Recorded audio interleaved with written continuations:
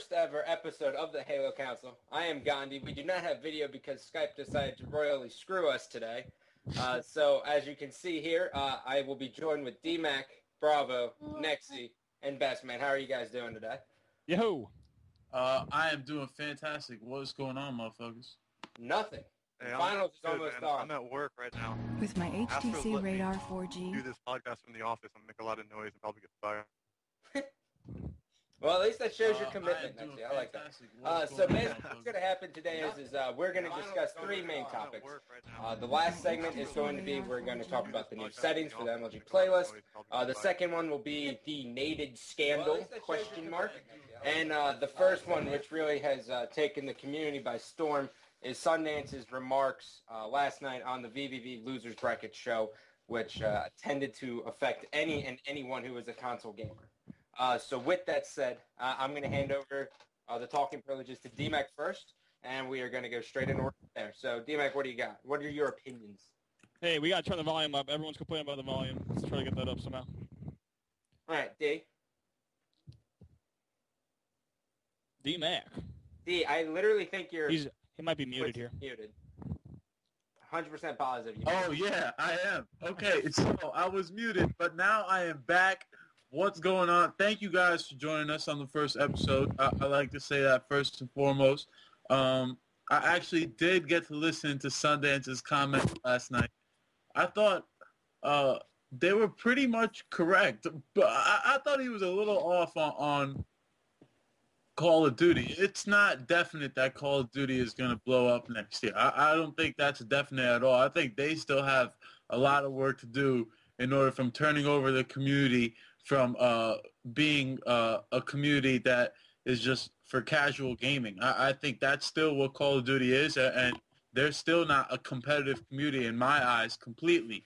You know what I'm saying? In the big numbers wise. So even people like Fwiz have come out and tweeted and said similar things to this. And Gears of War, I think we're pretty much stacked up for Gears of War. So console shooters, although they might not be as popular as PC shooters, I think he nailed it on the head. Yeah, Halo Reach definitely struggled, but we're going to come back this year. If you look at the numbers already, with the playlist, double the numbers as far as what people usually play. There's 3K concurrent playing on the playlist on the night that it came out. I thought that was pretty strong. I think numbers are going to continue to get better. Yeah, that's it. And Sonny nailed it on the head, but I think all he said was, yo, we need to step it the fuck up. And there's no problem with that.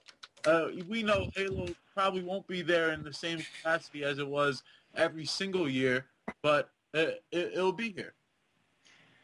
All right, Bravo, you? I would certainly say, first of all, hey, thank you guys for checking this out and having me on also. I'd say that I agree to an extent. Sundance's comments were not, they were not like in any way aggressive or threatening or anything like that. I think his words were that Halo is on the table and needs resuscitation. Now, in my opinion, that's not that bad because we could be in the ambulance, half dead. We could be in the morgue. We could be a whole lot of places besides on the table. So, I mean, he pretty much is calling us out and saying, that, and I think that he wasn't even calling us out directly. He said Bungie made Reach, and it wasn't what anyone expected, and it was a total change from what we had in the Halo series, which has impacted viewership and also people playing the MLG game types, and I think Halo Reach overall. And so as far as that goes, I listened to the whole thing twice, and I think that Sonny's just calling it as he sees it, and that Halo's definitely, in no way did they say that Halo was dead. However, at the end of the podcast, after Sundance got off, for any of those you who kept listening, they only had a few viewers, but they claimed that VVV actually claimed that Halo is dead. They claimed Halo is dead. So, I mean, they were kind of hinting that the whole show, too. Like, kind of like, oh, Sundance, I'm not going to say it, but I think we're thinking the same thing, which is cool, but we have a very small community here claiming that Halo is dead as a competitive game. So, as I say this, we have more viewers than the people who heard that last night, and that's all I'll say. Yeah, they sponsor a Halo team, don't they? Don't they sponsor Believe the Hype? They sponsored a few teams, and I mean, nothing against VVV. I'm just surprised that they would go ahead and claim that Halo is dead so bluntly. I mean, I don't think they're arguing that VVV is bigger than Halo. So I don't know if this argument is too relevant. But, yeah, Halo isn't as popping as it used to be. But that's because now you have StarCraft around to show how small Halo really is. So don't be small to the fact that we didn't have a big community to really look at before StarCraft came around. So we don't know how big Halo was beforehand. So, yeah, it's not dead. This is how big it is, and we have to continue to make it grow. That's it. Yeah, definitely. And the one last thing I'll say is that I agree.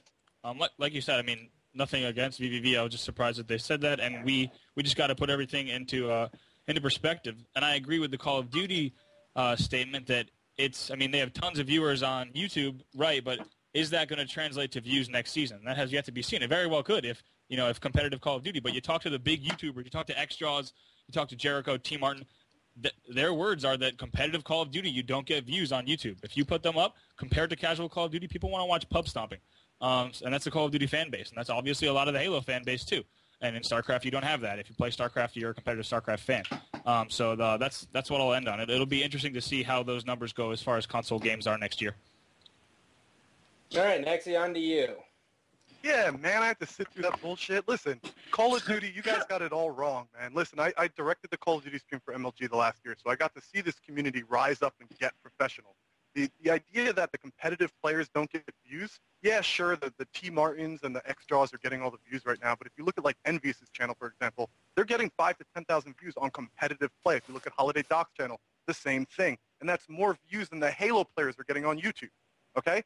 Secondly, Halo has a 7-year head start on the competitive scene with Call of Duty, with Halo, right? Call of Duty has 1 year, and they've already basically caught up in views. You guys don't know the views, or do you? I don't know if you do, but I think we're not giving Call of Duty enough credit.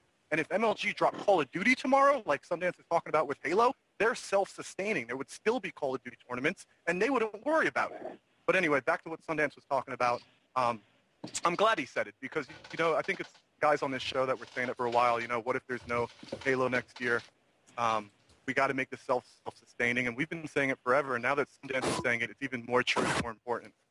Everything we do, and I've learned this the hard way, I guess people are looking at us like the faces of Halo, and every decision we make and everything we say publicly is going to be out there, and it's going to be magnified because Halo's a dying game, and even Sundance is saying it now. And like I said, me, D-Mac, and Gandhi had to learn that the hard way a little bit. So I'm glad that Sundance said it so we can get more supporters, because I think that's the problem right there.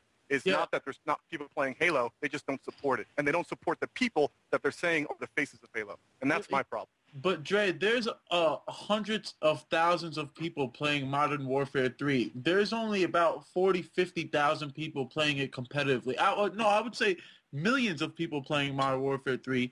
And there's only, a couple, maybe 40,000 people playing it competitively. You know what I'm saying? That's what we're talking about. We're talking about that ratio. With Halo, there's a lot more people playing competitively, compared to people playing the game. But they're not supporting things like game battles. Game battles is 80% Call of Duty for the last 3 years. Yeah, we might have the Halo players playing in the playlist, but they're not active. They're just not the Call of Duty community doing. Do you have anything to say? Because to me, you literally just got shit on. No, because look, we still the Halo community is still right now. I'm looking at the playlists, right? The 5th largest playlist is the MLG playlist right now. Okay? You go to the competitive playlist on Modern Warfare 3, I would not think that the 5th largest playlist would be the competitive playlist. I'm betting on that. You know what I'm saying?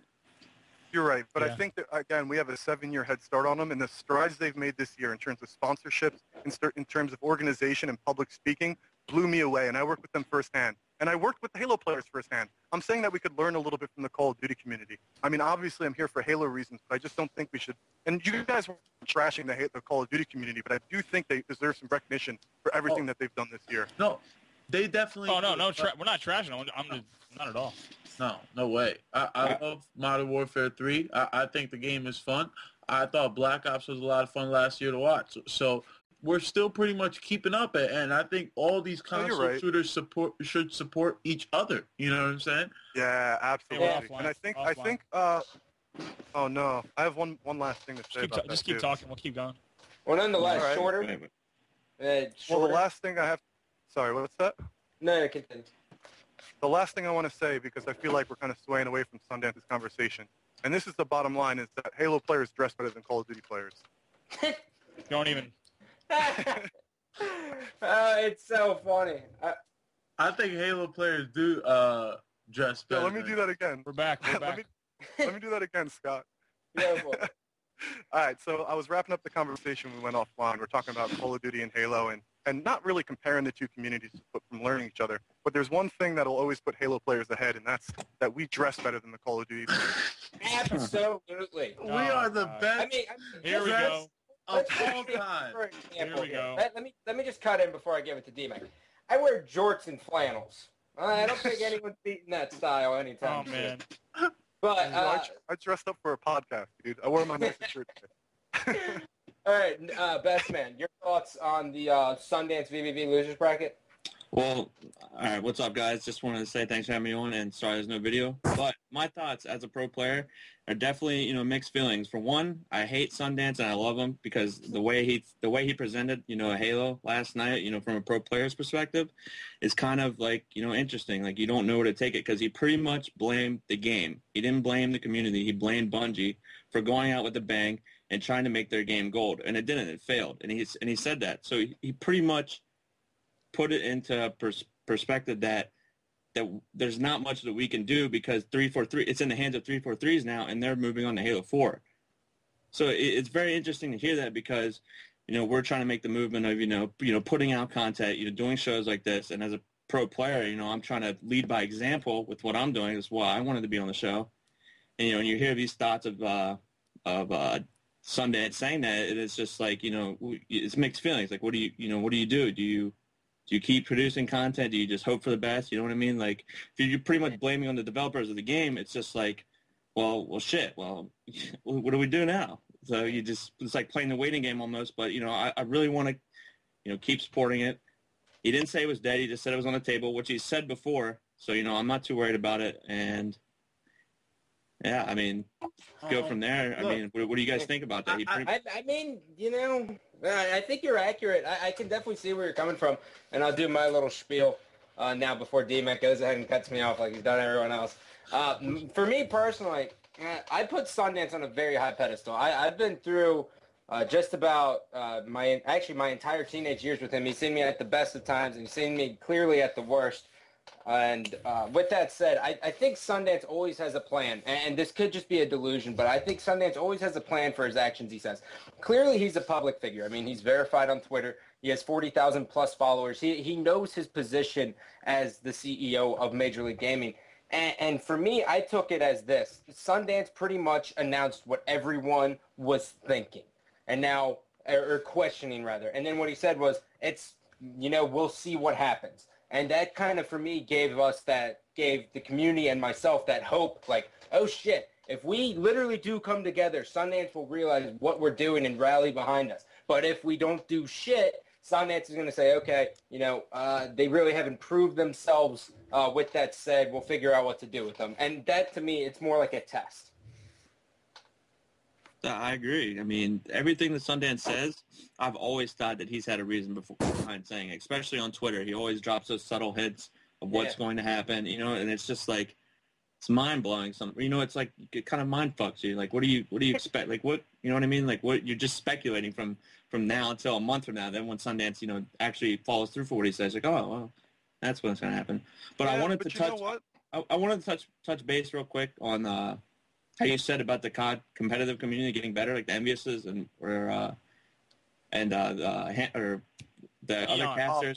Yeah, sure. So their competitive gameplay can transpire into the casual because they use the same guns and almost the same settings. We use a DMR. You know what I mean? There's just one gun for Halo. Now, I mean, Black Ops might be just the FAMAS, but it's like, you know what I mean? There's all the maps, all the settings that Call of Duty competitive is mainly the same as casual, what you play in pubs, for the most part. Maybe not 44, but the guns and maps are the same. And especially going to Modern Warfare 3 with the variety. So that's why it's so easy, like, for people to take advantage, like the Hasher and Stainvilles that, they put out this content on YouTube, get 100,000 hits of competitive game because any casual player can watch it and be, oh, I know what's going on. Like, you watch Halo, Halo Reach, Halo 3 in the past, it's just been strictly competitive. It's kind of hard to branch out to the casual for Halo. Yeah, let me say one thing about Call of Duty, though, to add on to that. I think also because we have a game type like Search and Destroy, and I talk about this in a video I did on YouTube, and the game progresses and there's an overarching story similar to some of the things you see in a progressing game like StarCraft, the casters take advantage of that and can really make the game more entertaining. It really comes down to the game types. Not only are they more similar to when you open the box, but a game like Search and Destroy has just this crazy story narrative while watching it, and the casters did an excellent job locking viewers in during game types like that. So it really just comes down to game types, in my opinion. Yeah. I've never actually looked at it like that way, to be perfectly honest. I always thought Search and Destroy would make you lose. Search and Destroy is just like casting Counter-Strike. It's awesome. Yeah, and think about this. On Halo, you guys have 8 screens that you could switch between at any time. You could watch all 8 screens. The Call of Duty casters had 1 screen on each TV. You can't watch all 8 players. So they got really talented at casting off of 1 screen and trying to tell the whole story of both teams just from 1 player. And it just blew my mind how good these guys got. And because of that, they were able to translate these stories better to the fans at home. Yeah. Gotcha. All right. Well, that's going to wrap up our first segment. We are going to go either to a quick commercial or a video replay of the intro. And when we return, we will be talking about the Naded scandal. So stay tuned.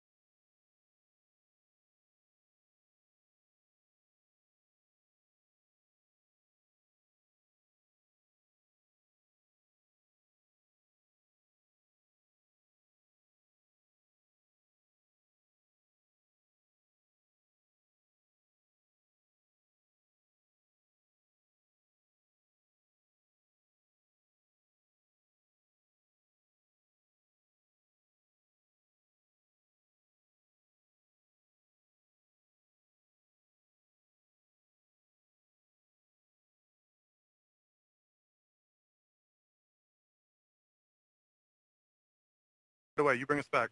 Yeah. No, I'll bring us back, and then I'm just going to stop. I'm just going to be like, welcome back. All right, welcome back to the first episode of the Halo Council. We just covered Sundance's, what he was discussing last night on the VVV Losers Bracket, and now we will be talking about the BossNasti / Naded scandal. So, Bravo, I think you want to take this one first. You're very opinionated on this. All right, so guys, for those of you who are still with us and those of you who are just joining, thank you so much for tuning in. We are the Halo Council. Please just take 1 second to head to Twitter or Facebook and let your friends know that you're watching. We'll try to get a bunch of people in here and have a really good time and talk about some awesome stuff. We'll have a segment later today where you can ask us questions, and we'll respond to all your community questions that we can get in within the hour. So our next topic, as you said, was the Naded scandal. And overall, I mean, to me, it's such a wacky situation.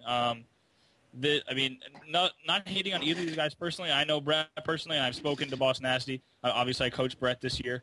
The entire thing, I think I speak for a lot of the community when I say it took me by surprise when I read this. A lot of people thought, is he trolling? I don't know. And then there was a picture posted today. And we still wonder, is he trolling? And I don't know.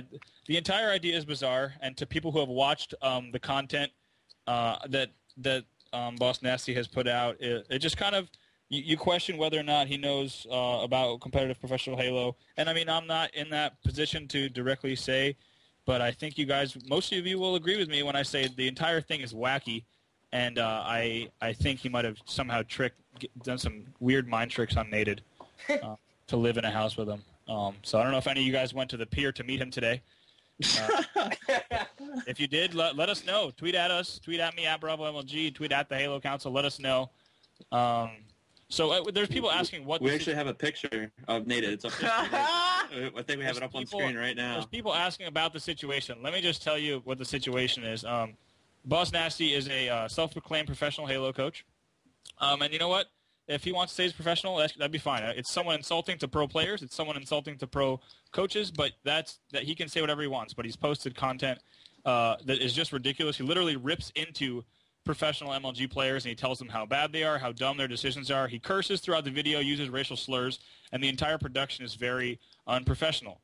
So the question is, why would Naded A, move into a house with this guy, B, go ahead and start a team with him? And I've advised him on the forums. I was like, Brett, I don't think this is a good idea for you. But apparently, and the large majority of the community is definitely behind me with this. And it took me by surprise. And let's see where it goes. Maybe Naded will have, 3 other pro players move into the house with them, and they'll place well. I mean, that would not be surprising because their skill could get them there. But I don't know. Someone else go. This topic is just so ridiculous. All right. Listen. I know I normally am going to go last for every single time, but I can't hold back in this conversation. The fact that I'm hearing Naded and professional in the same sentence to be a professional player blows my mind. He is the most unprofessional player out there. Wow. And Alay and I attended in 2008 with best man on my team. We flew out to Instinct's house to Walshy, and day one he was like, I don't feel like playing today. I'll do like one game 11. And then he went on and played WoW for the rest of the night. Next day, I don't really feel like playing. It's whatever. We only got practice in on the 3rd day, and that's only because we got 3 series. So Naded, I don't want to hear it. You have to literally designate like a player to sit on your team and like cheer him up so he's like in a good mood. That is pathetic. If you're going to consider him to be the most professional BossNasti, then that to me just shows exactly how unprofessional you are. And that's... let me interrupt really quick. Go for it. Someone posted that Naded doesn't do that anymore. I'll just say that we were up 3-0 on straight ripping at was it Columbus this year? Anaheim, and we were up 3-0 to get a higher placing than straight ripping. Obviously, when you're in consolation mid-season, you're going to try in consolation. I've never left a consolation match without playing. I've never had a teammate leave a consolation match without playing. Naded just got kicked off a straight ripping. We're up 3-0 to play console. He books a flight and goes home. Does not play the consolation match. He went home Sunday? Oh, yeah. Right from the match. Right from the match, went to the airport and just said, screw you guys. We were a sponsored team by Complexity Gaming. He left, and how did... That's it. Now, look, now. All right. Come on, let me get in. No. Here poses my next thing. Nexy, go ahead. Okay, Nexy, go. All right. Before it gets too far off the deep end, let me give an alternate viewpoint, please. Now, I will say this first. I don't have the same relationship you guys have with Naded or BossNasti. I don't watch BossNasti's YouTube videos, so I don't know what kind of personality he's putting out there. I know I'm going to get flamed for this, but I'm going to do it anyway just to give you an alternate side of the story, right? So what you don't know about BossNasti that I do, he's been competing since Rainbow Six Vegas 2, 2006. He's been competing on game battles and been a top player on some of the game battles ladder since 2004. He competed in Gears of War. He competed in Rainbow Six, like I said. He competed in Shadowrun, and now he's making his way to Halo. So the kid does have a little bit of experience. Maybe it's not the pro experience, but he's been around the block. Not only that, he's stuck by so my understanding is he wants to make coaching more like professional football, where the coach is actually teaching the players and he's calling plays. I don't know if I agree with that, right? I don't know if you guys agree with that. But listen, I don't know if anyone agrees with it, but the kid still sticks by it 6 years later. Every video, he's still promoting it. He's still arguing with everyone and doesn't let go. So as a person, I can respect that. Now, I don't know what kind of language. Where's sticking by that video got him, though? Got him in the house with Naded. In a house with Naded. That's absurd. What? I don't know. Listen, I don't know about Naded's practice schedule. I don't know. But when that kid is on the main stage and he's playing well, I will say that he's one of the most flashiest and most fun players I've ever watched in Halo. And you know what? Naded called BossNasti. After Naded got knocked out in Providence, he picked up his phone and asked BossNasti to move in. It wasn't the other way around. That's just ridiculous. I don't think anyone's going to argue that Naded is a great Halo player. I mean, that's not what I meant at all. He's a crazy good Halo player. Mm-hmm. Let me go on this real quick. Nate, let me just touch on Naded. Naded is, when in doubt, he is on the top of his game. He is one of the best Halo players to play Halo in any single game. There's no doubting that. But the guy is a terrible teammate. Now, I didn't want to burn bridges or anything because, I'm a pro player and I'm on the show. But to tell, just to touch on a story that Scott sent up, that 100% true. I was there. I saw all this happen. I wasted $590 to go to Grand Rapids, Michigan to land and then not to play 4 series. because Naded wanted to play WoW. That also happened again at the beginning of 2009 when me, Defy, Karma, and Naded teamed up with VG The New Order. Our practice regimen consisted of Karma and Naded online wanting to mute us in-game to get better teamwork. They muted us in-game. That was Karma and Naded's plan. So we practiced online with just me and Brandon next to each other and Naded and Karma next to each other. They muted us. At the tournament, Karma didn't use a mic. That's it. This is just some of the shit that I've had to deal with. And when you watch him, he still rapes. He still rapes when you watch him. I don't know about it. That doesn't make a difference in a team game. No, not at all. Let me say one thing, though. One last thing, guys. I'm reading the chat. I might not necessarily believe in the shit I say, but if I have to give an alternate opinion to spice this shit up and start arguments, I'm going to say it. So try not to hate on me for shit I'm saying. I'm just trying. Can I make this fun without getting hated on, please? I was going to say, let's not turn this into a Naded bashing, but that is ridiculous. Hold on. I'm just saying, to defend the point of why this is such a ridiculous thing that they're doing. Because of the past experiences with Naded, Naded publicly called out every single tournament from 2008 to 2010 and blamed his teammates for every single tournament. Yeah, he did do that. I can guarantee you, if every single one of those pros came on, they could have a story about their story with Naded. Let me add some light to this. It's crazy. DMAC, go. I understand why everyone would hate on Naded. Okay, I definitely do. And in the past, I would definitely agree with you. However, when I saw Naded last time at the LAN network, the last LAN that we had, I thought he was a pretty good teammate. I thought he was somebody that wanted to play with his team, that wanted to play the game consistently, that wanted to continue to get better. There were other players there, like Hysteria, for example, that didn't really want to play. But Naded was somebody who was on the sticks at all times. Do I think that he is somebody who is in the right mindset?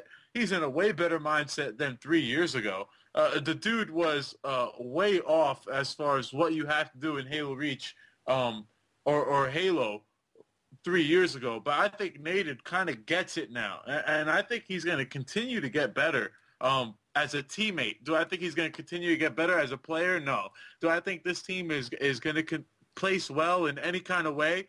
Not unless BossNasti puts up a lot of fucking money. Like, unless he has a lot of dough and he could buy some players, he might get into the top 8 a couple times in any kind of big tournament that we have next year. But I don't see it happening. I also don't agree with a lot of what BossNasti says, but hey, I also say a lot of negative shit sometimes to get views, whatever. So it's no big deal. However, it is a big deal when you come in person and you are a dick to people. If I see that out of BossNasti, then I would be inclined to hate on him a little more. I know when I see people in person, I'm as nice as could be. That's the way you got to be. Be a dick online and be nice in person. I lagged out. But look, have you ever been hated on something that you believe in? And it's not even a bad idea. I don't think it's a bad idea to try to get coaching more like professional football. Now, I don't watch the YouTube videos.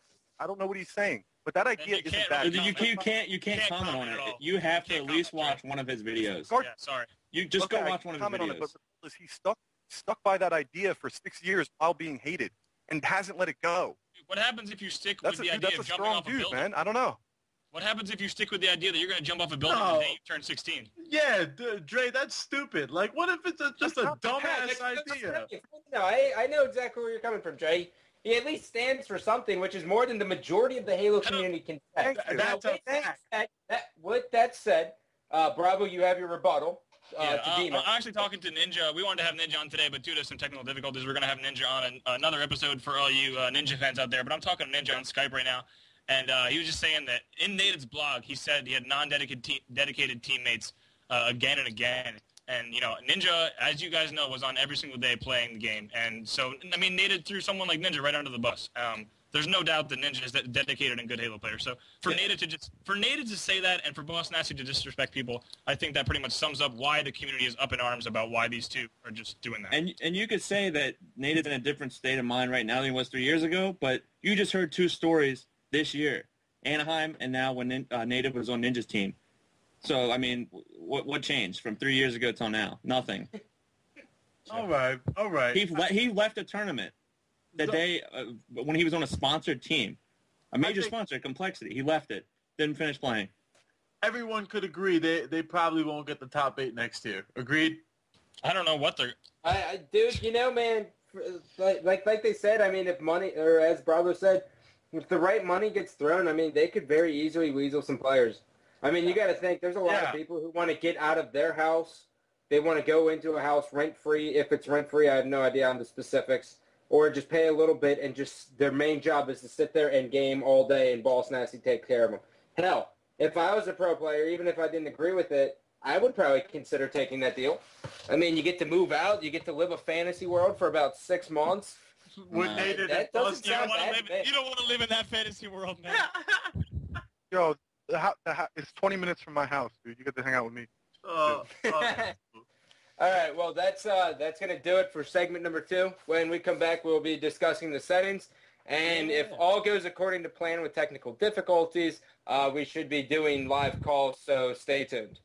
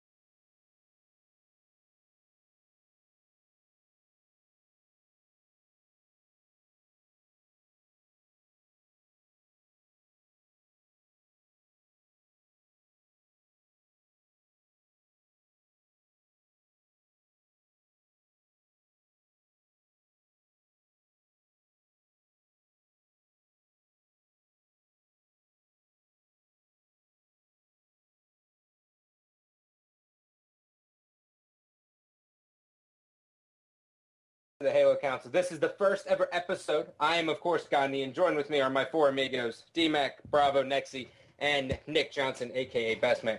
The last segment here, what we're going to do is we're going to be discussing the new settings that are currently out. The playlist has just been updated, so in case you haven't put in your Halo Reach because you've been too busy playing Gears of War or Modern Warfare 3, now is your time to return because the game finally doesn't suck. I actually even enjoy playing it to an extent. So now with that said, D-Mac, we have all played it this weekend, and we also have been playing it on the playlist. So D-Mac, what are your first thoughts? I think it's awesome. I actually just kind of put it in instead of Battlefield because I've been playing a lot of Battlefield 3. I kind of just put it in and started playing, and I ended up playing like 4 or 5 games. I think it's a lot of fun. I think everybody needs to hop on and really support it. As far as No Bloom, it's going to be really interesting next year as far as which players are going to come out shining, which players aren't going to shine. But I think No Bloom is a lot of fun to watch, and the stream numbers are going to go up. The numbers in the playlist are going to go up. It's good all around for Halo Reach. Bravo. Man, this is awkward. All right, and one thing, hey. I don't want to be a mic breather, man. I keep myself on mute. The one thing that I would say, so I played the first day, and someone in the chat actually asked about Evade. I've been working amidst my finals. I've been working on this evade video. I have a pretty cool comeback. We're down 39-32, and I get evade and go crazy. But I think there's we need to have a discussion within the next few.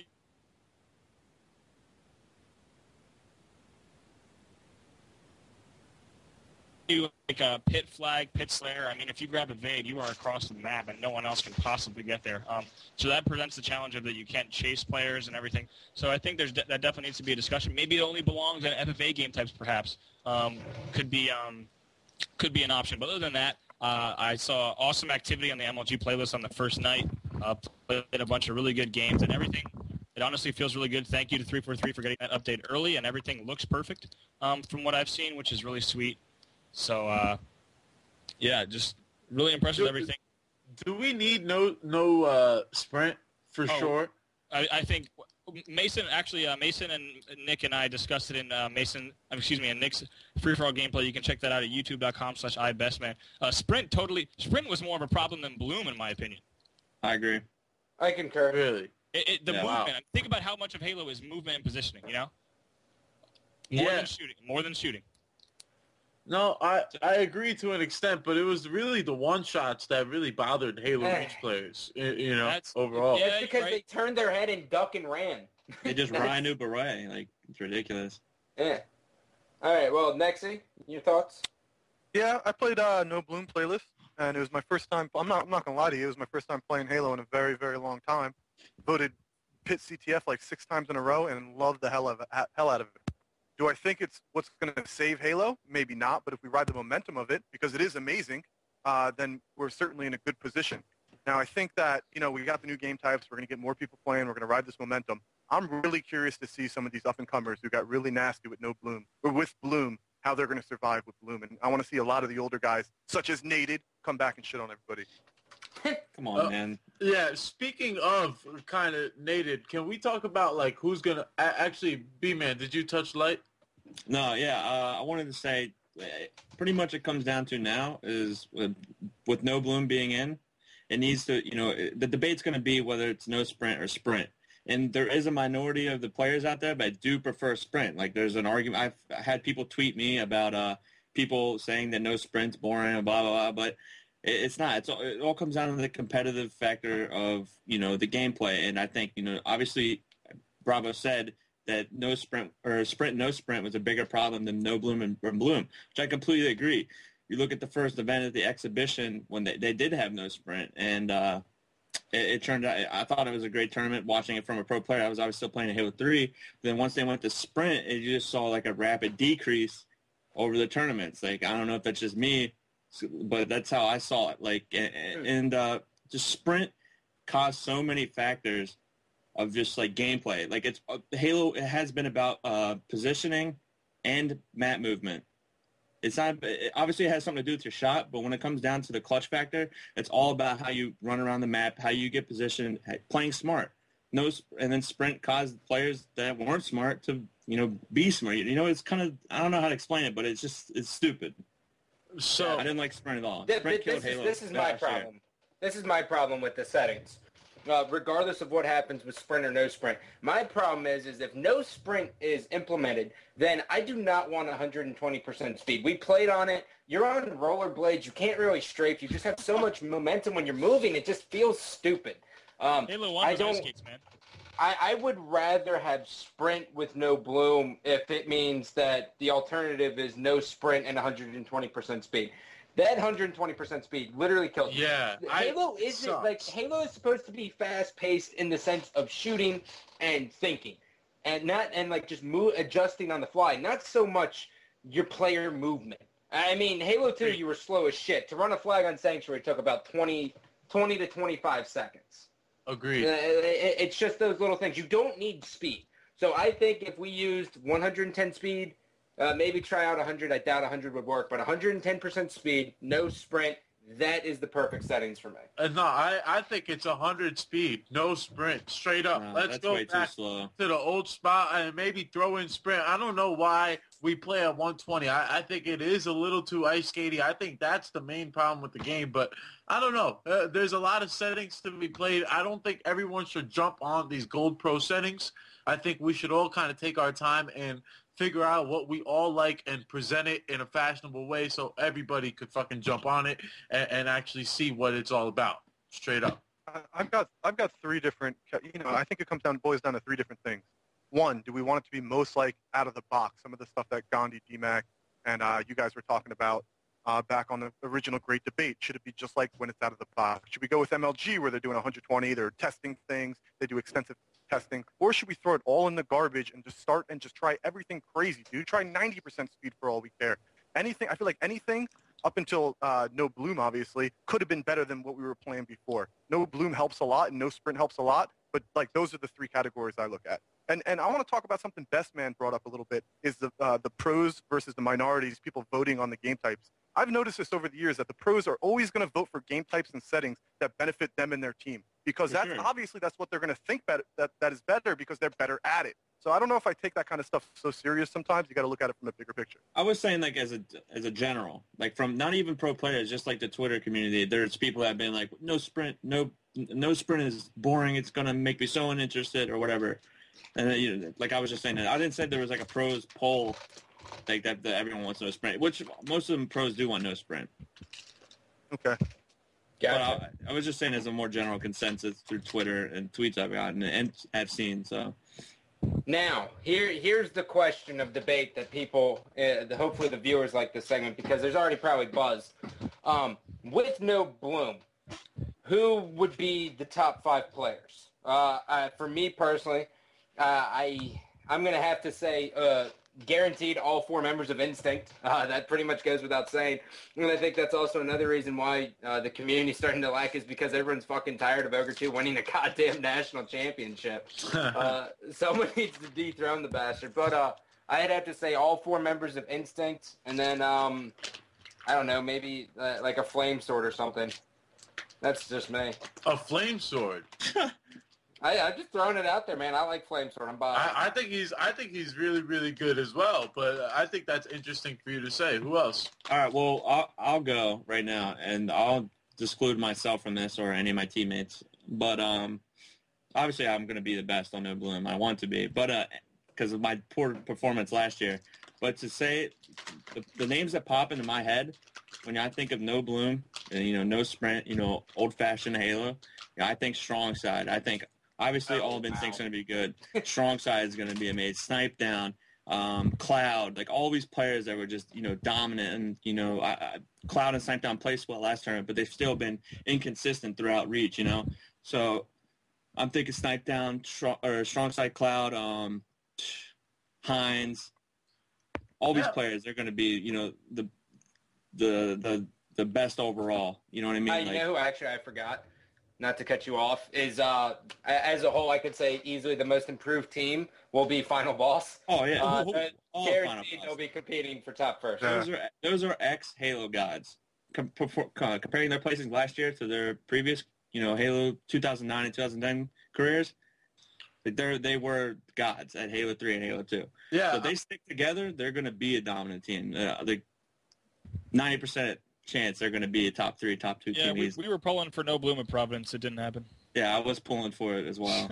I would have to say, if I gave like a most improved list, like a 3 most improved, I would have to say Fear Itself, Victory X would both be included on that list. I think Fear Itself is going to be a stud when it comes to No Bloom. He was an absolute stud at the end of Halo 3. And also Flamesword. I thought Gandhi, that's why I thought it was interesting for you to say. I think he is going to be a player to watch out for and be heavily improved when it comes to No Bloom. But overall, top players, you're right. All of Instinct, I think Snipe Down, Cloud is another great example right there. But what's going to be interesting to me is going to see how's Formal going to do next year. I want to see if Formal keeps up with everybody and if he is still a dominant player in the game.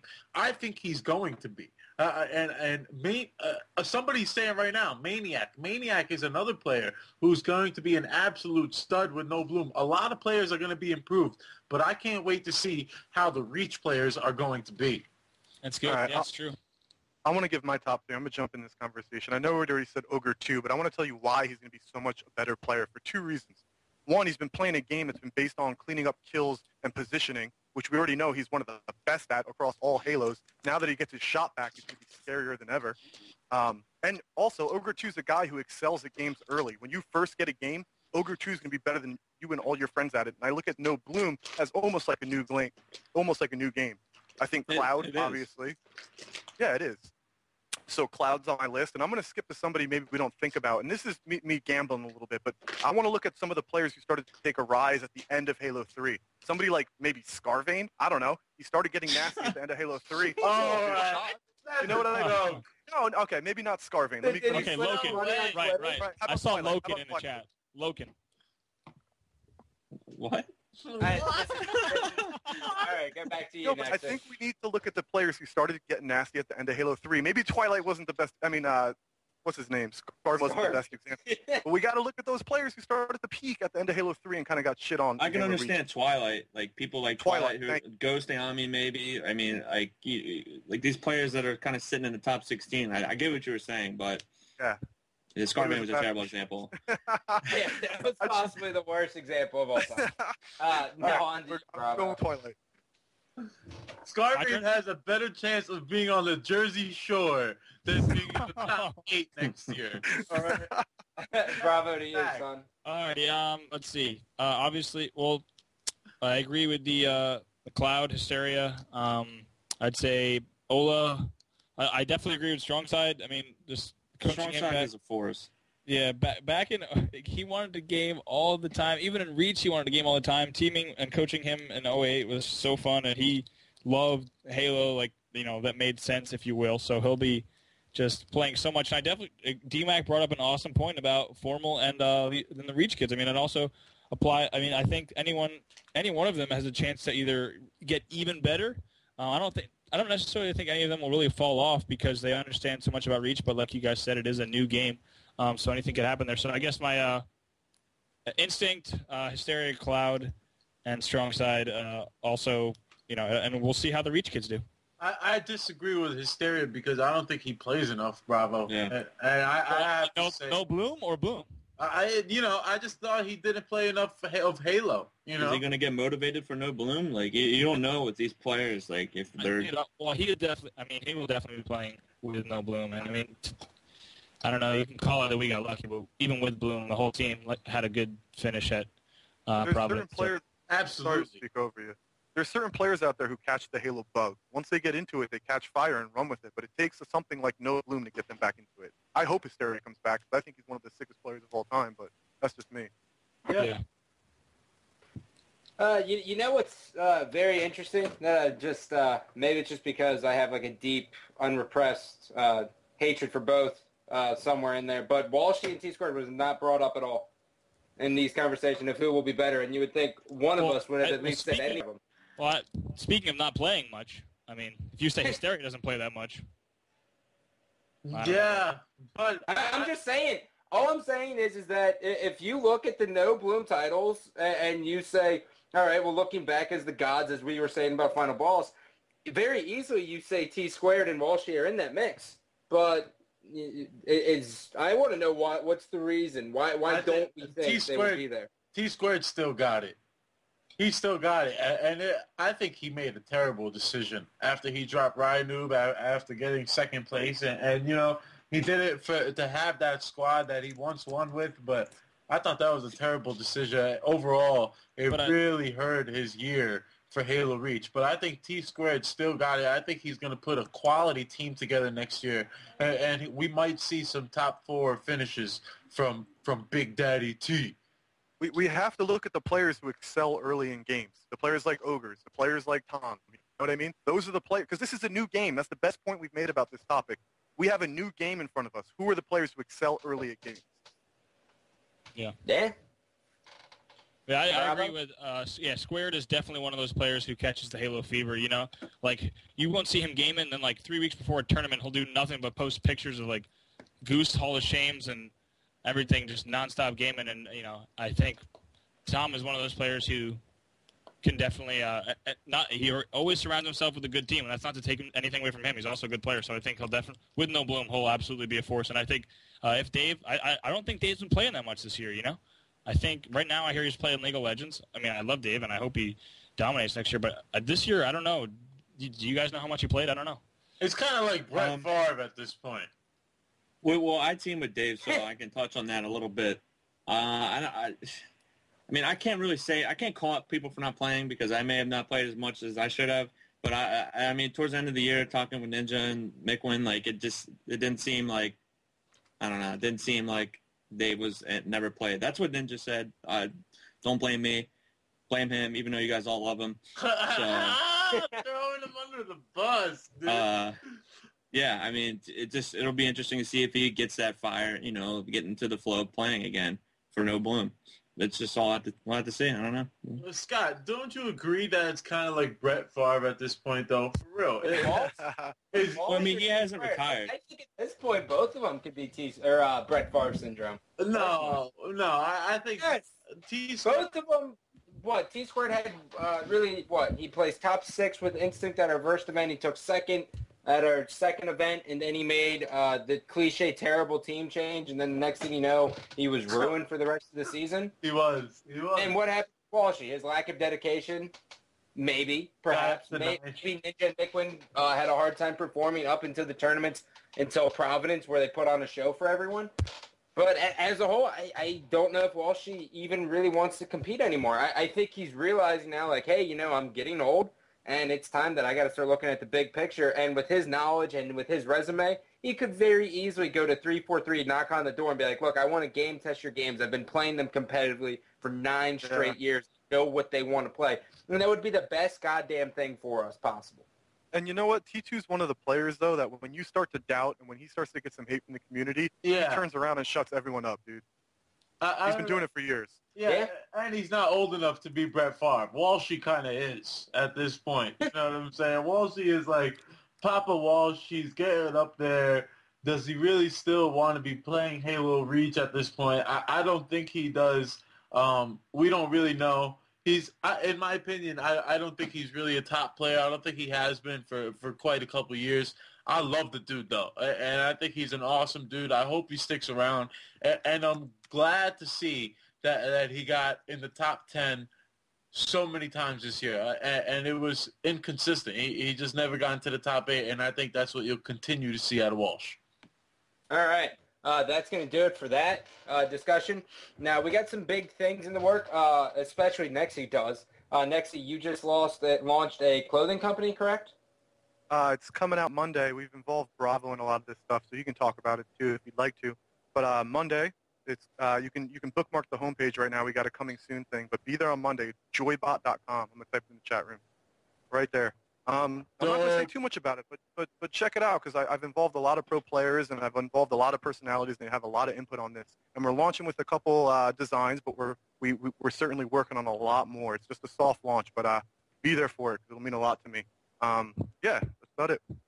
Because we could dress, dog. We drop clothing lines on air, kid. Oh boy. Do you have? Well, no. Here's the idea. Yes, I'm sending it to you. The idea is, dude, we bought like 30 different styles of shirts and wore them for weeks, washed them, gave them to our family. We were on a mission to find the most comfortable shirt for gaming, the most breathable, but they still look good and they still feel like very high quality. And that was what we thought we would bring an edge to this gaming. Like there's a lot of people who are trying to do gaming clothing. And I thought if we took that angle, like let's just find the most comfortable stuff, get a dope graphic design. You don't know how much money we've dumped into this and how many people we've included. But I'm doing my research and I hope it pays off. Bookmark that website, because Monday you'll see it all. Joybot.com. I will be there, Dre. And now, Bravo, we have dedicated him his very own segment of the show, where, Bravo, you can introduce it. Yeah, all right. Can I say goodbye real quick? Because I'm getting off. Oh, yes. Yeah, Dre. Bravo, I'm so sorry, dude. Hey, I got to get back to work. I got to thank Aster Gaming. I work here full time now. They let me skip the meeting to do this podcast. And I can't wait for the next one. I feel like for the first one, we killed it. And thank you so much, community, for being in the chat room and supporting us. Because, we're continuing to do this as long as you support us. The moment we feel like that goes away, there's no other reason for us to be here. So thanks so much. And thanks to all the guys on the show. I loved it. All right, later, See you, Dre. Later, bro. See ya. And then there was 4. Now back to you, Bravo. All right, sweet. So I'm pretty excited to bring you guys my own little segment to close the show. Because a lot of Halo players have been putting out content, I kind of want to just take a second each week to highlight some of the cool content, like players who have been streaming and certain videos that you can check out so that the show doesn't end here. We're going to be doing a lot of our own YouTube content with the Halo Council and at least a gameplay per week, but also some other players who have been active in the community that you can check out so you can Halo does not have to end with this show. First of all, if you have not seen it, the Ninja Mikwintage was awesome in my opinion. A lot of people said, too much editing, this, that. I don't want to put in too many spoilers, but the montage, in my opinion, was really awesome. It was the music. It's my kind of music, so I really enjoyed it. It was Halo 2 style music, and the editing was not over the top. A lot of people have tried to master that theater third-person view during gameplay, and I think CJ and Muggsy did a really great job just blending that all together. Not to mention the clips are disgusting. I don't even know if there's a triple. It's all overs and kill text. It's really awesome, so check that out. The next thing is I started to talk about it earlier was the Best Man Free-For-All. You can check out that YouTube channel at youtube.com/ibestman. Myself, Neighbor, and B-Man talked about the FFA settings and why we think there's a need for FFA in Halo Reach, and it's just some info about the tournaments we're planning on holding and everything like that. Also, Formal was streaming a bit, so be sure to check out his stream. It's twitch.tv/formal_, I believe. And, of course, Ninja is alive and well in his stream, and there's always a bunch of people playing there, so thank you, Ninja, for giving everyone something to watch. Hysteria and I also played some community customs, and with this weekend we're definitely playing a lot more community customs. That's twitch.tv/JacobHysteria, and I'm also going to be doing YouTube commentaries of those games with the community, so it's going to be me and him just playing a bunch of customs with everyone who wants to play. My channel, I've been uploading just about every other day. I'm just getting done with finals, so my channel is youtube.com/BravoMLG. If you guys could head over there and subscribe, I'll be trying to get as much content as I can to you. I said earlier I'm going to do an evade gameplay that's pretty sweet, so that wraps up what has been active this week. If I missed anything, pro players, please feel free to tweet me or hit me up on Skype and let me know to highlight your segment. If you've been up to a lot this week, we can send all 1,000 of these guys over to your YouTube or your Twitch TV. Awesome. That was a mouthful. And you also forgot Goofy and his montage, or his commentary. Goofy did a really good job doing that. I don't know if you included him. At least and I also hear Ryan Noob. I hear Ryan Noob saying that he's going to be doing some stuff, so be sure to be on the lookout for also some Ryan Noob commentaries. And Sudden too. Come on, give him something. I haven't seen anything by Sudden 2. I remember stream. Sud 2 was the second biggest stream last night, so that was 3 a.m. But still 3 a.m. Hey, whoa! Not hating. He had the second biggest stream. Come on, B. He gets more views than when I stream, so I can't hate. Well, yeah, also, one sec. That is another thing someone mentioned. It's really good for our community. Ryan Noob's also holding an online tournament. I don't know the entire details, but I know that's on the MLG forums. So definitely check that out. It'd be awesome if everyone just got involved in that. Hopefully we have too many people who want to compete for tournaments. That'd be awesome. So definitely check that out, and thank you guys for letting me say all that stuff way too fast. Yeah, that was a mouthful. So that's going to do it for episode 1 of the Council. Also tonight, coming up at 6 o'clock, if you guys are here for Gears of War by some chance, you have Cloud's Clues debuting on GearsCon.com, and I will be doing my Behind the Crosshairs coming up at 7 p.m. I also need 4 pro players to fill up those slots, so if anyone's interested in doing a live video interview, please send me a tweet at MLG_Gandhi, and Scott, then we can figure something out. Yes. We got to take some calls, man. We got to take some live calls. We didn't set anything up. That's Sunday show, man. That's the big one. Yeah, we'll be on Sunday. Touch on Sunday real quick. Touch on the future. Yeah. So coming up Sunday, so this is going to be our hour-long segment. Come Sunday, we will be calling in people from the chat or from Twitter, whichever way, and we're going to be putting you on the stream to voice your opinion. Hopefully we can get about 2 or 3 of those, depending on how long someone's rant is. I know this is a very passionate subject for everyone, so rants can go from anywhere from 5 minutes to 20 at this point. But I think that's going to do it for episode 1. On behalf of DMAC Bravo, Hammer Time, thank you for putting this together, by the way, Best Man Nexi, and myself. Thank you all for tuning in, and be on the lookout for content from us because we're going to keep updating it all throughout the week. And other than that, have a good day. Bye.